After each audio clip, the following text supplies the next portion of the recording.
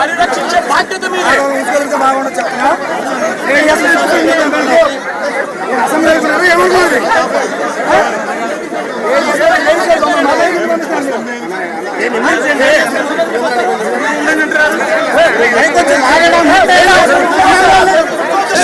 ప్రజాస్వామ్యాన్ని కాపాడడం మీ బడితే మీ టోపీ మీద ఉన్న సింహాలకు అర్థం అది. ఎవరు చెప్పారండి ఈ పేపర్ చింపమని చెప్పి? ఎవరు చెప్పారండి ఈ పేపర్ చింపమని చెప్పి? ఎవరు చెప్పారు అధికారం? అంటే అసెంబ్లీ పేపర్ చింపే అధికారం చింపే అధికారం ఎవరు ఇచ్చారు మీకు? ఎమ్మెల్యేల దగ్గర నుంచి ఎమ్మెల్సీల దగ్గర నుంచి ఇలా పేపర్లు గుంజుకొని లాక్కొని మీ ఇష్టం వచ్చినట్టుగా చింపే కార్యక్రమం చేసే అధికారం ఎవరు ఇచ్చారు? మధుసూదన్ రావు గుర్తుపెట్టుకో, ఎల్లకాలం ఇలా మాదిరిగా ఉండదు. ప్రజాస్వామ్యంలో ఉన్నాం మనం. నీ టోపీ మీద ఉన్న సింహాలకు అర్థం ఏమిటో తెలుసా? అధికారంలో ఉన్న వాళ్ళకు సెల్యూట్ కొట్టడం కాదు, ప్రజాస్వామ్యాన్ని కాపాడడం కోసం మీరున్నారు. గుర్తుపెట్టుకోండి. 10 సంవత్సరాలుగా గొంతు చించుకొని అరిచిన ప్రత్యేక హోదా అని బీజేపీ పార్టీ పట్టించుకోవటం లేదు. ఒకప్పుడు ఇదే ప్రత్యేక హోదా కోసం చంద్రబాబు గారు బీజేపీ పార్టీని విమర్శించి మట్టి తీసుకొచ్చారు, మా నోట్లో మట్టి కొట్టిపోయారు అని వ్యతిరేకించాడు. మరి అదే ప్రత్యేక హోదా గురించి మాట్లాడుతున్నాం. చంద్రబాబు గారు ప్రత్యేక హోదా గురించి ఏం చేయబోతున్నారో క్లారిటీ ఇవ్వండి. ప్రత్యేక హోదా లేకపోతే ఆంధ్ర రాష్ట్రానికి ఊపిరే లేనట్టు. ప్రత్యేక హోదా వస్తేనే మన బిడ్డల భవిష్యత్తు బాగుపడుతుంది. గత 10 సంవత్సరాలుగా చూసాము, మనకు ప్రత్యేక హోదా లేదు. ఈ ప్రత్యేక హోదా లేకపోవడం వల్ల కనీసం పట్టుమని కొత్త 10 పరిశ్రమలు కూడా రాలేదు ఆంధ్ర రాష్ట్రానికి. మరి ఇలాగే పోతే ఆంధ్ర రాష్ట్ర బిడ్డల భవిష్యత్తు ఏమైతుందో అందరూ ఆలోచించాల్సిన అవసరం ఉంది. ప్రత్యేక హోదా వస్తేనే మనకు రాయితీలు వస్తాయి, ట్యాక్స్ బెనిఫిట్స్ వస్తాయి, సబ్సిడీస్ వస్తాయి. ప్రత్యేక హోదా ఇచ్చిన రాష్ట్రాలలో వేల కొద్ది పరిశ్రమలు వచ్చాయి. మరి ఇవన్నీ రావాలి, జరగాలి అంటే ప్రత్యేక హోదా మనకు అవసరం. అలాంటి ప్రత్యేక హోదా కోసం ఏం చేస్తున్నారో, ప్రత్యేక హోదా కనీసం బీహార్ మాకు ప్రత్యేక హోదా కావాలి అని వాళ్ళ మీద ఒత్తిడి తెస్తుంది అని వింటున్నాం. కానీ టీడీపీ మాత్రం ప్రత్యేక హోదా మనకు అవసరమే లేదన్నట్టుగా మాట్లాడకుండా పోవడం చాలా దురదృష్టకరం, చాలా అన్యాయం. దయచేసి ప్రత్యేక హోదా కోసం కొట్లాడాల్సిన అవసరం ఉంది. మన ఎంపీలను వాడుకొని ఈరోజు బీజేపీ పార్టీ అధికారంలో ఉంది కాబట్టి మన రాష్ట్రానికి ప్రత్యేక హోదా తెచ్చే బాధ్యత చంద్రబాబు గారి మీద ఉంది. ఏ మోడీ గారైతే తిరుపతికి వచ్చి 5 సంవత్సరాలు కాదు 10 సంవత్సరాల ప్రత్యేక హోదా ఇస్తాను అని మాట ఇచ్చారో ఆ మాటను ఇప్పటికైనా నిలబెట్టుకోవాల్సిన అవసరం ఉంది అని కాంగ్రెస్ పార్టీ డిమాండ్ చేస్తుంది. ప్రత్యేక హోదా కోసం కాంగ్రెస్ పార్టీ డిమాండ్ చేస్తూనే ఉంటుంది. ఎందాకైనా కొట్లాడడానికి మేము సిద్ధం. ప్రత్యేక హోదాను మేము మర్చిపోనివ్వం. ప్రత్యేక హోదా ఆంధ్ర రాష్ట్రానికి ఊపిరి లాంటిదని మరొకసారి ఆంధ్ర రాష్ట్ర ప్రజలందరికీ మాటిస్తున్నాం. ప్రత్యేక హోదా కోసం కాంగ్రెస్ పార్టీ కొట్లాడుతూనే ఉంటుంది. Thank you.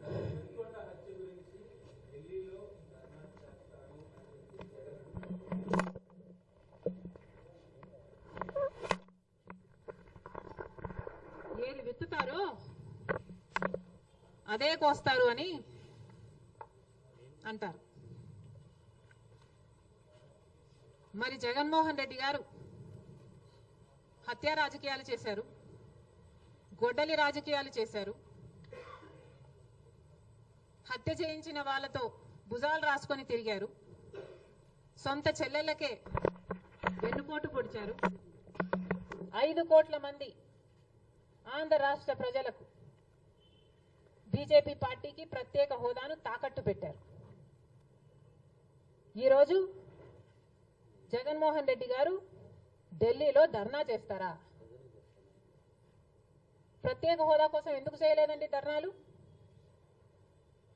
5 సంవత్సరాల మీద అధికారంలో ఉన్నారు కదా. మరి ఢిల్లీలో మీరు ప్రత్యేక హోదా కోసం ఎన్నిసార్లు ధర్నాలు చేశారు?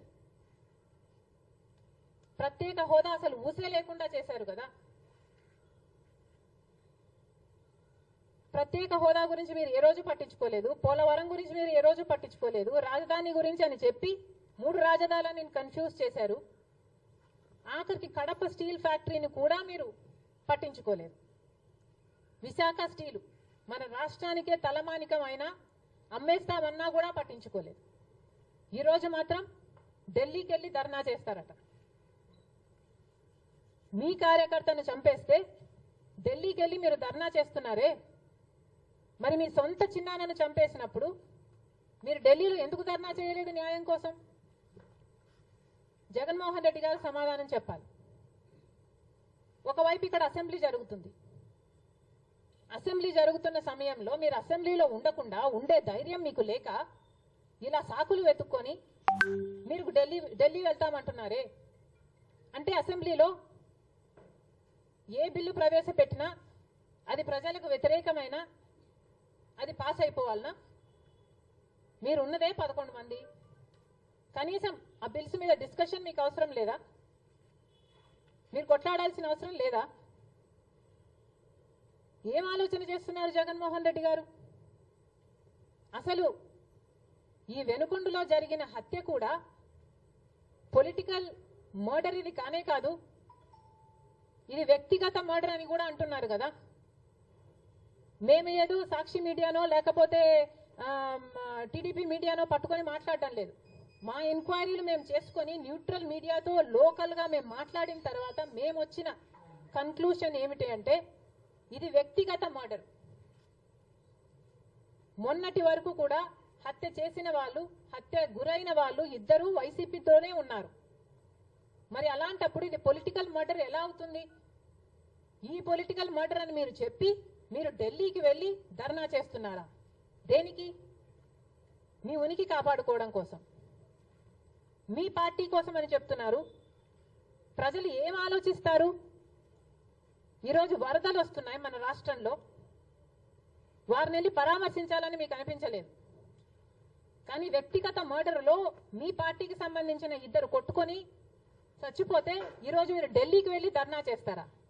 ప్రజల కోసం మీరు ఎందుకు నిలబడలేదు? మీ పార్టీ వాళ్ళు ఓటేస్తే మీరు గెలిచారా? మీ పార్టీ వాళ్ళ కోసమే మీరు ముఖ్యమంత్రి అయ్యారా? 5 సంవత్సరాలుగా మీరు ప్రజల కోసం పనిచేయలేదు, కానీ ఈరోజు ఢిల్లీకి వెళ్ళి ధర్నా చేస్తారట. సిగ్గుండాలి కదా.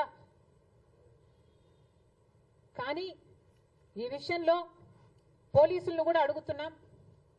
నడి రోడ్డు మీద ఇలా హత్యలు చేసుకుంటుంటే పోలీసులు ఏం చేస్తున్నారు?